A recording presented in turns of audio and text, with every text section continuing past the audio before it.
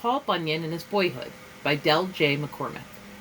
Many tales are told of Paul Bunyan, the giant woodsman, mightiest hero of the North Woods, a man of great size and strength who was taller than the trees of the forest.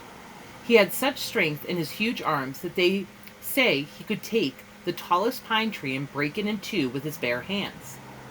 They could tell of his mighty deeds and strange adventures from Maine to California. He could outrun the swiftest deer and cross the wildest river in one great stride. Even today, lumberjacks who work in the woods find small lakes and point them out, saying, "Those are the footprints of Paul Bunyan that have been filled with water." A giant logger was Paul, and he chopped down whole forests in a single day. And he had his woodsmen logged off North Dakota in a single month. His axe was as wide as a barn door, and he had a great oak tree for a handle. It took 6 full-grown men to lift it. They say that he was born in Maine, and even as a baby, he was so large that his mother and father had to have 14 cows to supply milk for his porridge. Every morning when they looked at him, he had grown 2 feet taller.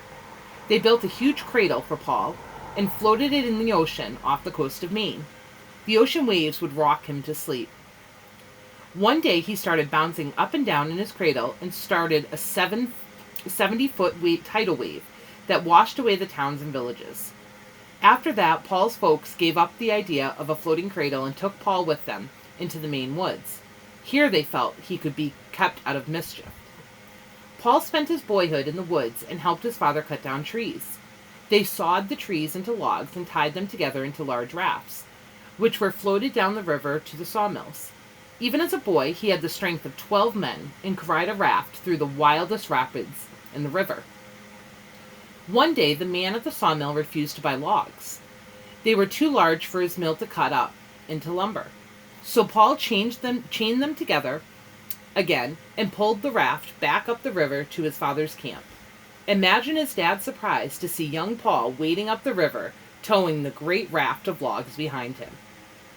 Everybody liked young Paul, and for miles around they told of his great feats of strength.